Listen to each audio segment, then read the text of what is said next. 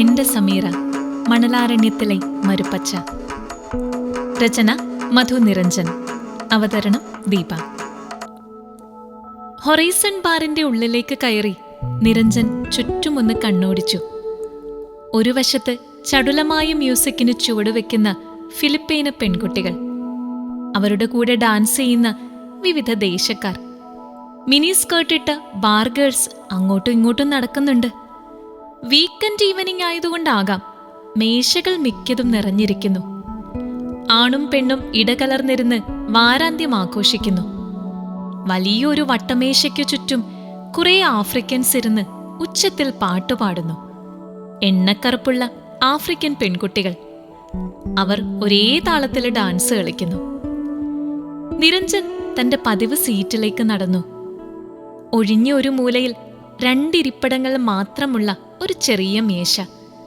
അവിടെയാണ് താൻ സ്ഥിരമായി ഇരിക്കുന്നത്. അവിടെ ഇരുന്നാൽ ദൂരെ ഡാൻസ് നടക്കുന്നത് കാണാം. ഹൊറൈസൺ ഹോട്ടലിന്റെ 15ാം നിലയിലാണ് ബാറ് പ്രവർത്തിക്കുന്നത്.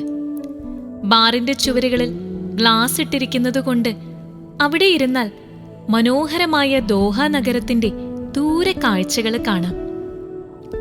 പല നിറത്തിലുള്ള അലങ്കാര വിളക്കുകൾ തെളിഞ്ഞു നിൽക്കുന്ന ക്രോണിച്ച് ബീച്ച്, പച്ച വിരിച്ച പുൽത്തകിടി, അതിലിടവിട്ട് ഈന്തപ്പനകള് വർണ്ണവിളക്കുകൾ കൊണ്ട് അലങ്കരിച്ചിട്ടുണ്ട്. ബീച്ചിന്റെ കവാടത്തിൽ വലിയൊരു മുത്തുച്ചിപ്പിയുടെ പ്രതിമ, അതിനു ചുറ്റും ഫൗണ്ടൈൻ, ശാന്തമായി കിടക്കുന്ന പച്ച നിറത്തിലുള്ള കടൽ. ഇവിടെ കടൽ ഉള്ളിലേക്ക് കയറി ഒരു അർദ്ധവൃത്താകാരത്തിലാണ്, ഒരു തടാകം പോലെ. അതിനു ചുറ്റും അമ്പരച്ചുംബികളായ ബിസിനസ് സമുച്ചയങ്ങൾ, സ്റ്റാർ ഹോട്ടലുകൾ, നല്ല ഭംഗിയുള്ള കാഴ്ച. ആ കെട്ടിടങ്ങളിൽ മിക്കതും മഞ്ഞയും പച്ചയും ചുവപ്പും നീലയും നിറങ്ങളുള്ള അലങ്കാര വിളക്കുകൾ മിന്നിക്കൊണ്ടേയിരിക്കുന്നു. ബീച്ചിന്റെ ഒരു വശത്ത് ഫിഷിംഗ് ബോട്ടുകളും ആഡംബര നൗകകളും. കടലിൽ സ്പീഡ് ബോട്ടുകൾ ഓടുന്നത് കാണാം. നിരത്തിലൂടെ ഇടതടവില്ലാതെ ഓടുന്ന വാഹനങ്ങൾ. ഇതെല്ലാം അവിടെ ഇരുന്നാൽ കാണാം. ഇന്ന് തന്റെ സീറ്റിൽ ഒരു സ്ത്രീ ഇരിക്കുന്നു. ഇത് പതിവില്ലാത്തതാണ്. ആ ബാറിലെ വെയിറ്റർമാർക്ക് എല്ലാവർക്കും അറിയാം, എല്ലാ വ്യാഴാഴ്ച വൈകുന്നേരവും താൻ വന്നിരിക്കുന്ന സീറ്റാണതെന്ന്. അതുകൊണ്ട് തന്നെ അവർ അത് റിസർവ് ചെയ്ത് വെച്ചിരിക്കും തനിക്ക് വേണ്ടി. ഇന്ന് എന്തുപറ്റി? തന്നെ കണ്ടതും ബാറിലെ സീനിയർ വെയിറ്റർ രാകേഷ് ഓടി വന്നു. അവൻ മലയാളിയാണ്. നിരഞ്ജൻ സാർ, ക്ഷമിക്കണം. കുറച്ചു മുൻപാണ് ആ സ്ത്രീ അവിടെ വന്നിരുന്നത്. അവരോട് ഞാൻ പറഞ്ഞതാണ് ഇത് റിസർവ്ഡ് സീറ്റാണെന്ന്. അവർക്ക് അവിടെ തന്നെ ഇരിക്കണമെന്ന് പറഞ്ഞു. അതിനു വേണമെങ്കിൽ അവർ കൂടുതൽ ക്യാഷ് തരാന്ന്. എന്തു പറയാനാണ് സാർ, അവർ ഒരു സ്ത്രീ ആയി പോയില്ലേ? പിടിച്ചു മാറ്റാൻ പറ്റുമോ? ഇതിനു മുൻപ് ആ സ്ത്രീ ഇവിടെ വന്ന് കണ്ടിട്ടില്ല. ഇതാദ്യമാണെന്ന് തോന്നുന്നു. ഏതോ ക്യാഷുള്ള വീട്ടിലെ ആണെന്ന് തോന്നുന്നു. അതിന്റെ ജാടയാകും അവർക്ക്. സാർ ഇന്നൊന്ന് അഡ്ജസ്റ്റ് ചെയ്യൂ. സാറിന് വേണ്ടി ഞാൻ അതിനടുത്ത മേശ റിസർവ് ചെയ്ത് വെച്ചിട്ടുണ്ട്. വേണ്ട രാകേഷ്, അവരോട് ചോദിക്കൂ. അവർക്ക് വിരോധമില്ലെങ്കിൽ ഞാൻ അവരുടെ എതിർവശത്തുള്ള സീറ്റിലിരുന്നോട്ടെ എന്ന്. ഒരു നിമിഷം സാർ, ഞാൻ അവരോട് ചോദിക്കട്ടെ. രാകേഷ് ആ സ്ത്രീയുടെ അടുത്തേക്ക് പോയി തിരിച്ചു വന്നു. സാർ, അവർക്ക് പ്രോബ്ലം ഒന്നുമില്ല അവരുടെ എതിർവശത്തുള്ള സീറ്റിലിരിക്കുന്നതിൽ. ഓക്കെ രാകേഷ്, ശരി, നീ എൻ്റെ പതിവ് ഐറ്റം കൊണ്ടുവരൂ. ഞാൻ ആ സ്ത്രീയുടെ എതിർവശത്തുള്ള സീറ്റിലിരുന്നു. അവർ തന്നെ നോക്കുന്നത് പോലുമില്ല. അവർ വെളിയിലേക്ക് നോക്കിയിരിക്കുകയാണ്. മുഖത്തിന്റെ ഒരു വശത്തേക്ക് മുടി വീണ് കിടക്കുന്നതിനാൽ മുഖം വ്യക്തമല്ല. എങ്കിലും അവരുടെ വേഷം കണ്ടാൽ അറിയാം അവർ പ്രൗഢയായ ഒരു സ്ത്രീയാണെന്ന്. വില കൂടിയ പെർഫ്യൂമിന്റെ ഹൃദ്യമായ സുഗന്ധം. കഴുത്തിൽ ഒരു വലിയ ഡയമണ്ട് നെക്ലസ് കിടപ്പുണ്ട്. അവരുടെ മേശമേൽ പകുതി കുടിച്ച കോക്ടെയിൽ ഇരിപ്പുണ്ട്. രാകേഷ് എന്റെ പതിവ് ഡ്രിങ്ക്സ് കൊണ്ടുവച്ചു. കൂടെ തണുത്ത സോഡയും ഐസ് ക്യൂബ്സ് ട്രേയും ഒരു പ്ലേറ്റ് വറുത്ത കശുവണ്ടിയും. സാർ, ഫുഡ് എന്താ വേണ്ടത്? രാകേഷ്, ഇപ്പോൾ എനിക്കൊന്നും വേണ്ട, കുറച്ചു കഴിഞ്ഞ് ഞാൻ വിളിക്കാം. നിരഞ്ജൻ പതുക്കെ ഒരു സിപ്പെടുത്തു. അവൻ പുറത്തേക്ക് നോക്കി. ദോഹ നഗരം മദാലസയായ ഒരു പെണ്ണിനെ പോലെ അണിഞ്ഞൊരുങ്ങി നിൽക്കുന്നു. ഡിസംബർ ആയതുകൊണ്ട് ചെറുതായി മഞ്ഞ് വീഴുന്നുണ്ട്. വല്ലാത്തൊരു സൗന്ദര്യമാണ് ഇവിടെ ഇരുന്നുകൊണ്ട് നോക്കുമ്പോൾ ദോഹ നഗരത്തിന്. ക്രോണിച്ച് ബീച്ചിലൂടെ ആളുകൾ അങ്ങോട്ടും ഇങ്ങോട്ടും നടക്കുന്നു. സ്ത്രീകൾ, കുട്ടികൾ, യുവാക്കൾ, പ്രായം ചെന്നവർ, ഒരുപാട് പേരുണ്ട് ബീച്ചിൽ. ചില കപ്പിൾസ് ബീച്ചിലെ കസേരകളില് കെട്ടിപ്പിടിച്ചിരിപ്പുണ്ട്. കുട്ടികൾ പുൽത്തകിടിയിൽ കളിക്കുന്നു. നിരഞ്ജൻ ആ സ്ത്രീയെ നോക്കി. അവർ തന്നെ നോക്കുന്നത് പോലുമില്ല. ഇനി താനിവിടെ ഇരിക്കുന്നത് അവർക്ക് ബുദ്ധിമുട്ടായോ? എക്സ്ക്യൂസ് മീ മാഡം, ഞാനിവിടെ ഇരിക്കുന്നതിൽ ബുദ്ധിമുട്ടുണ്ടോ? പെട്ടെന്ന് അവർ തന്റെ നേരെ മുഖം തിരിച്ചു. അവരുടെ കണ്ണുകൾ നിറഞ്ഞിരിക്കുന്നു. കവിളിലൂടെ കണ്ണുനീർ ഒലിച്ചിറങ്ങുന്നുണ്ട്. അവർ നിശബ്ദം കരയുകയായിരുന്നോ ഇതുവരെ? അവർ കർച്ചീഫ് കൊണ്ട് കണ്ണു തുടച്ചു. എന്നിട്ട് നിരഞ്ജന നേരെ കൈനീട്ടി. സോറി, നിങ്ങളെ ബുദ്ധിമുട്ടിച്ചതിൽ. വെയിറ്റർ പറഞ്ഞിരുന്നു താങ്കൾ സ്ഥിരമായി വന്നിരിക്കുന്ന സീറ്റാണിതെന്ന്. ഇറ്റ്സ് ഓക്കെ മാഡം, എനിക്ക് പ്രോബ്ലം ഇല്ല. തിരിച്ചു ഷേക്ക് ഹാൻഡ് കൊടുത്തുകൊണ്ട് നിരഞ്ജൻ പറഞ്ഞു. I M Niranjan. Madam, your name please. എന്തോ മാർദ്ദവമാണ് അവളുടെ കൈകൾക്ക്. I M Sameera. അവൾ മുമ്പിലെ കോക്ടെയിൽ ഗ്ലാസ് എടുത്തു. ഇപ്പോൾ സമീറയെ ശരിക്കും കാണാം. എന്ത് സൗന്ദര്യമാണ് അവർക്ക്! ഭൂമിയിലേക്കിറങ്ങി വന്ന അപ്സര സുന്ദരിയോ?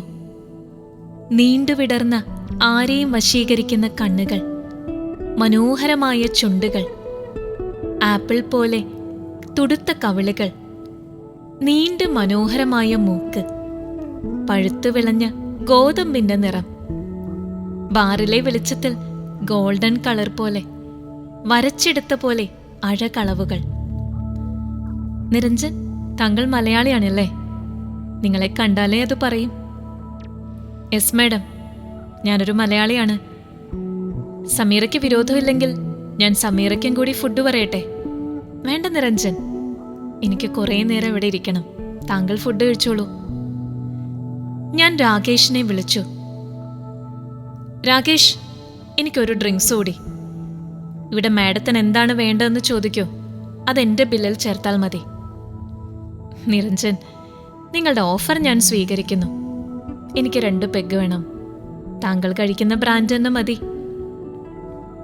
ഓക്കെ രാകേഷ്, മാഡത്തിനും അത് തന്നെ കൊടുക്കൂ. ഇപ്പൊ കൊണ്ടുവരാം സാർ. നിരഞ്ജൻ സമീറയെ നോക്കി. സമീറ, നിങ്ങൾ എന്തൊക്കെയോ പ്രയാസങ്ങൾ അലട്ടുന്നുണ്ട്. നിങ്ങൾ ഒരുപാട് ടെൻഷൻ അനുഭവിക്കുന്നത് പോലെ. സമീറയ്ക്ക് വിരോധമില്ലെങ്കിൽ എന്നെ ഒരു നല്ല ഫ്രണ്ടായിട്ട് കണ്ട് സമീറയുടെ ഇഷ്യൂസ് എന്നോട് പറയാൻ പറ്റുമെങ്കിൽ പറയൂ. ഒരു നല്ല സുഹൃത്തിനോട് മനസ്സിലെ വിഷമങ്ങൾ പറഞ്ഞാൽ അത് കുറച്ചൊക്കെ ആശ്വാസമാകും. അവൾ തന്റെ കണ്ണുകളിലേക്ക് നോക്കി. നിരഞ്ജൻ, നിങ്ങളൊരു നല്ല മനുഷ്യനാണെന്ന് തോന്നുന്നു. നിങ്ങളുടെ കണ്ണുകളിൽ ഞാൻ പ്രത്യേക ദയയും സ്നേഹവും കാണുന്നുണ്ട്. അതുകൊണ്ട് പറയാം എന്നെക്കുറിച്ച്. സമീറ ഒരു നിമിഷം കണ്ണുകൾ അടച്ച് തപസ് ചെയ്യുന്ന പോലെ ഇരുന്നു. അപ്പോൾ അവളുടെ മുഖഭാവം ക്ഷേത്രത്തിൽ നിന്നും ഇറങ്ങി വന്ന ഒരു ദേവതയെപ്പോലെയുണ്ട്. സമീറ ശ്വാസം ഉള്ളിലേക്കെടുത്തു. പിന്നെ പതുക്കെ കണ്ണു തുറന്ന് അവനെ നോക്കി. ഹോ, വല്ലാത്തൊരു നോട്ടമാണ് അവളുടേത്. ഹൃദയത്തിന്റെ ആഴങ്ങളിലേക്ക് ഇറങ്ങിച്ചെല്ലുന്ന നോട്ടം. നിരഞ്ജൻ, താങ്കൾക്ക് ബോറടിക്കാതിരിക്കാൻ ഞാൻ ചുരുക്കി പറയാം. ഡൽഹി കരോൾ ബാഗിലാണ് ഞാൻ ജനിച്ചത്. എൻ്റെ കുട്ടിക്കാലം അവിടെയായിരുന്നു. അച്ഛൻ്റെ നാട് കേരളം, അമ്മ പഞ്ചാബ്. അവർ തമ്മിൽ പ്രേമിച്ച് വിവാഹം കഴിച്ചതാ. അമ്മ പഞ്ചാബിലെ ഏതോ വലിയ ജന്മിക്കുടുംബത്തിലെ ആയിരുന്നു. ആ വിവാഹത്തോടുകൂടി അമ്മയ്ക്ക് വീട്ടുകാരുമായുള്ള ബന്ധം എന്നേക്കുമായി നഷ്ടപ്പെട്ടു. അച്ഛനടുത്ത റിലേറ്റീവ്സ് ഒന്നും ഉണ്ടായിരുന്നില്ല. ഞാൻ ആരെയും കണ്ടിട്ടില്ല. അച്ഛൻ അവരെക്കുറിച്ച് ഒന്നും പറയുന്നതും കേട്ടിട്ടില്ല. ആകെ അച്ഛന് ബന്ധം ഉണ്ടായിരുന്നത് അകന്ന ബന്ധത്തിൽപ്പെട്ട ഒരു സഹോദരനുമായിട്ടായിരുന്നു. ആ കൊച്ചച്ഛൻ ഡൽഹി മയൂർ വിഹാറിലായിരുന്നു താമസിച്ചിരുന്നത്. എന്റെ കുഞ്ഞുനാൾ എനിക്ക് സ്വർഗമായിരുന്നു. അച്ഛൻ്റെയും അമ്മയുടെയും പൊന്നുമോളായിട്ട് ഒരു രാജകുമാരിയെ പോലെയാണ് അവരെന്നെ വളർത്തിയത്. അന്നൊക്കെ എന്ത് സന്തോഷമായിരുന്നു. എന്നാൽ ആ സന്തോഷം അധികനാൾ നീണ്ടു നിന്നില്ല. ഒരു കാർ ആക്സിഡന്റിൽ അച്ഛനും അമ്മയും മരിച്ചു. ഞാൻ മാത്രം അത്ഭുതകരമായി രക്ഷപ്പെട്ടു. അതിനുശേഷം എൻ്റെ ജീവിതം അച്ഛൻ്റെ ആ അകന്ന ബന്ധുവിൻ്റെ കൂടെയായിരുന്നു. ശരിക്കും ഞാൻ കൊച്ചച്ഛനൊരു വലിയ ബാധ്യതയായിരുന്നു. കൊച്ചച്ഛൻ്റേത് വലിയൊരു ഫാമിലി ആയിരുന്നു. 4 പെൺകുട്ടികളായിരുന്നു മക്കൾ.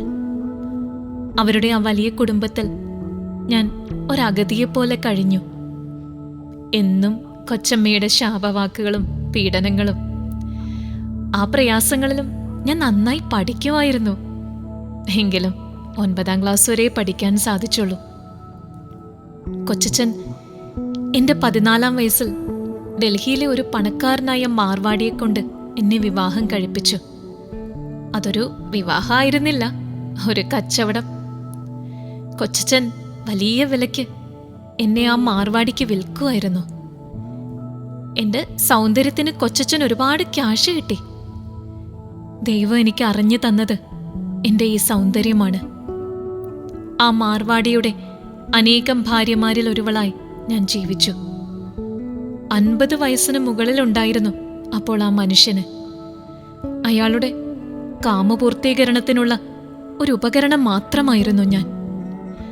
ആ ബന്ധത്തിൽ എൻ്റെ 15ാമത്തെ വയസ്സിൽ ഒരു കുട്ടിയുണ്ടായി.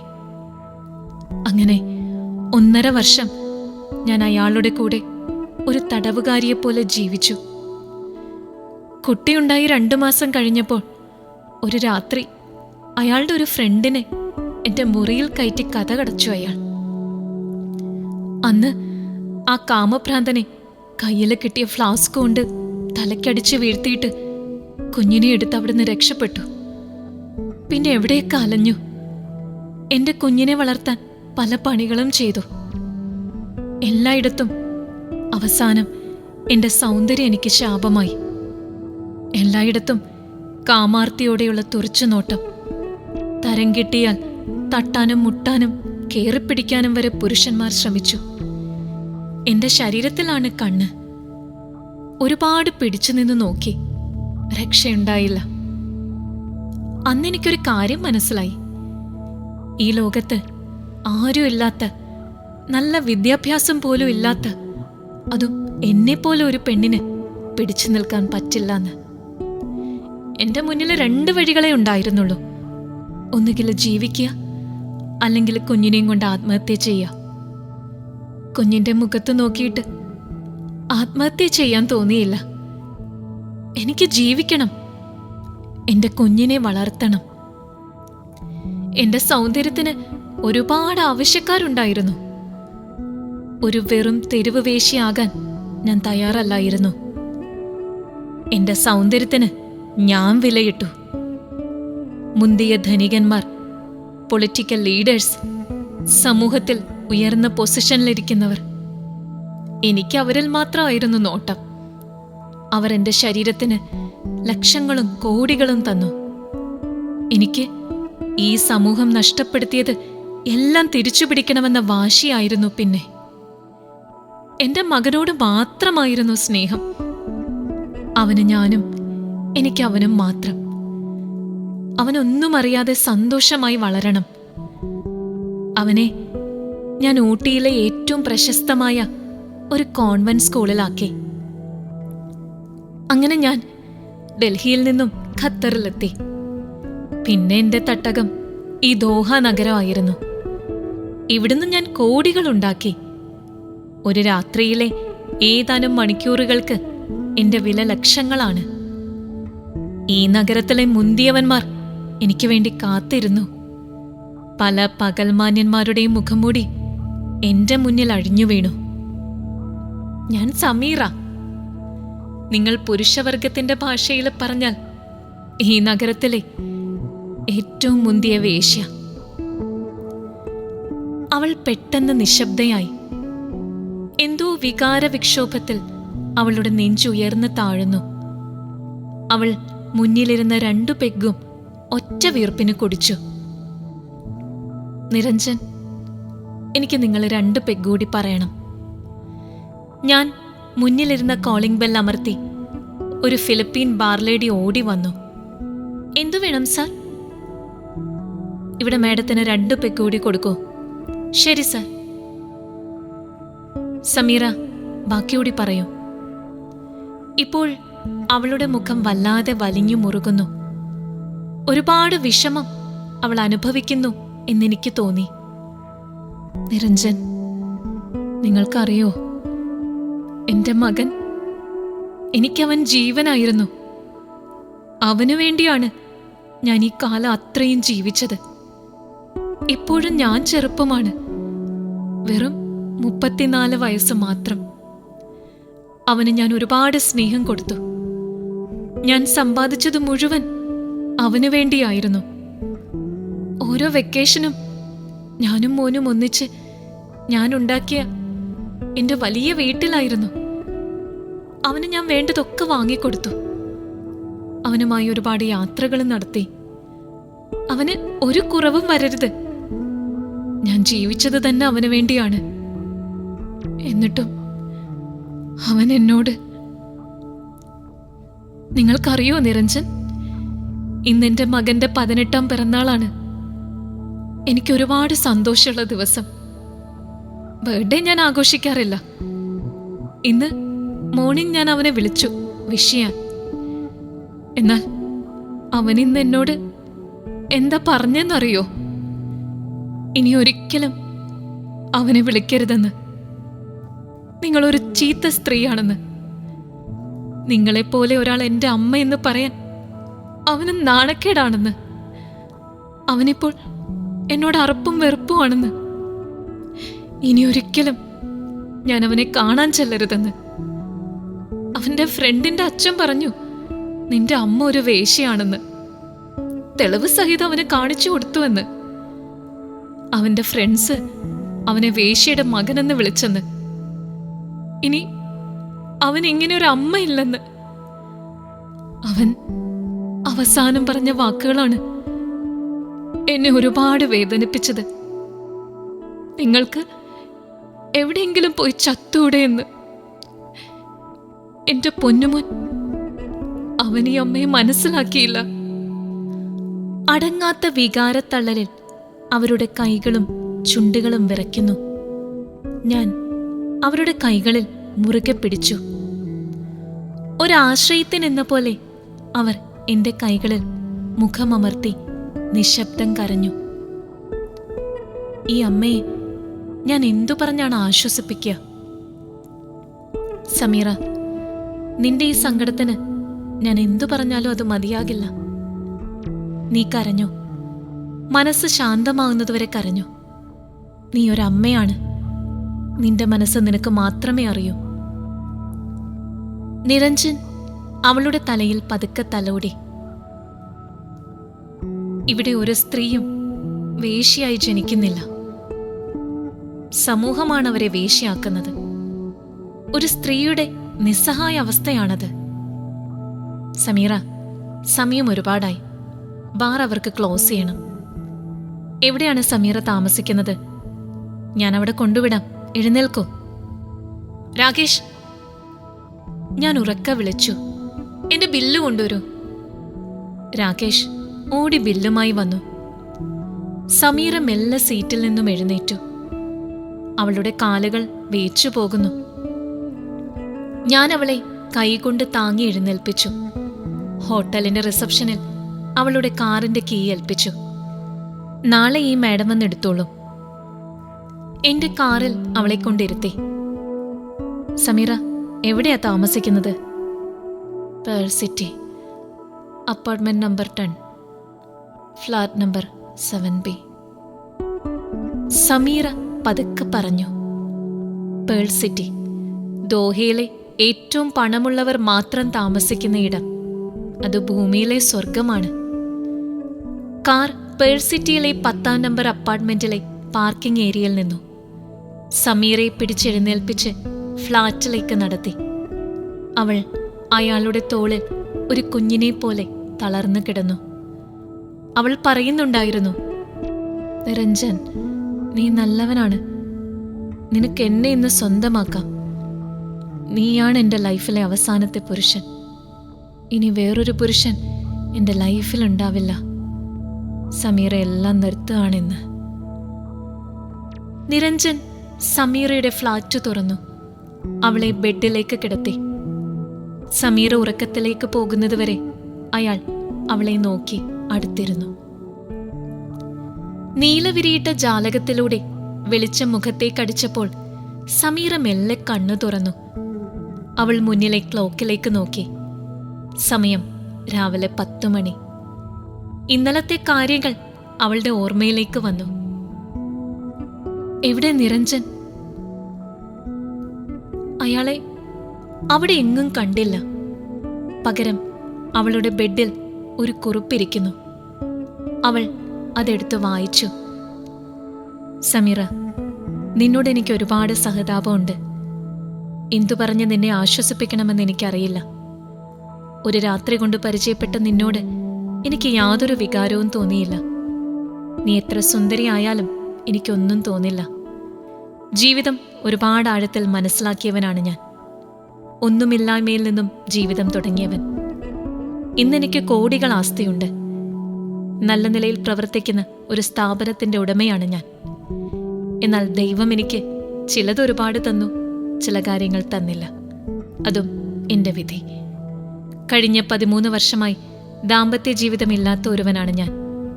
ഒരു പെണ്ണിന്റെ ചതിയുടെ ബാക്കിയാണ് എൻ്റെ ഈ ജീവിതം. നീ തന്ന ഓഫറിന് നന്ദി. എന്നാൽ എനിക്ക് നിന്റെ ഈ വെറും ശരീരത്തിനോടൊന്നും തോന്നില്ല.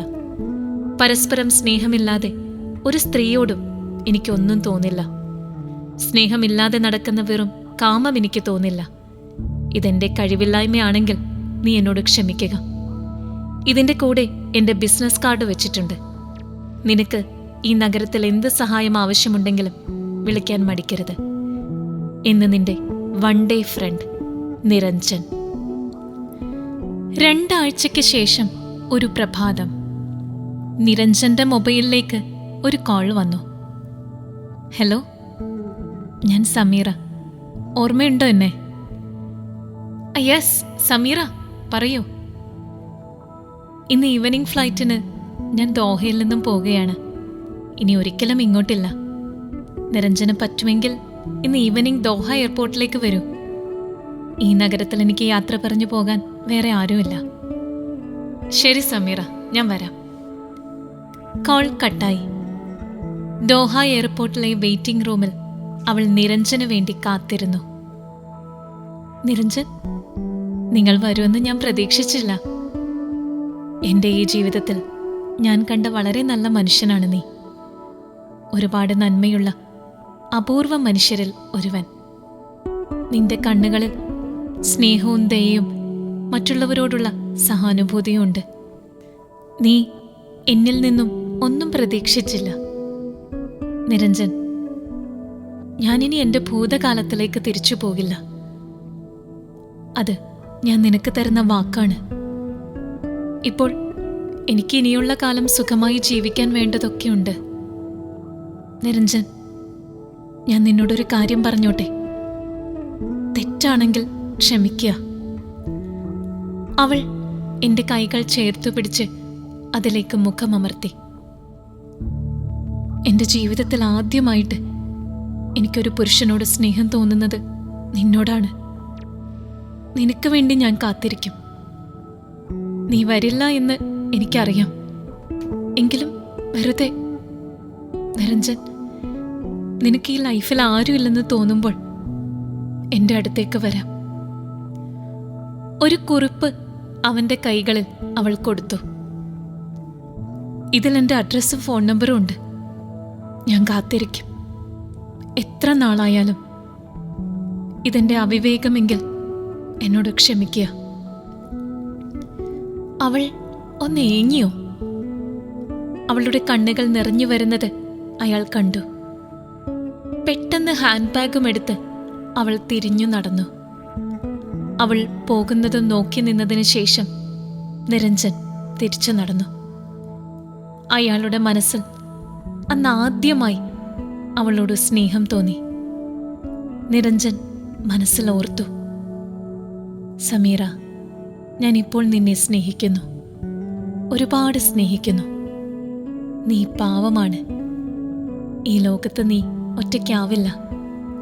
ഞാനുണ്ടാകും നിന്റെ കൂടെ ഇനിയുള്ള കാലം. ഇത്രയും നേരം കേട്ടത് ഇവൾ എൻ്റെ സമീറ, മണലാരണ്യത്തിലെ മരുപ്പച്ച എന്ന കഥ. രചന മധു നിരഞ്ജൻ, അവതരണം ദീപ.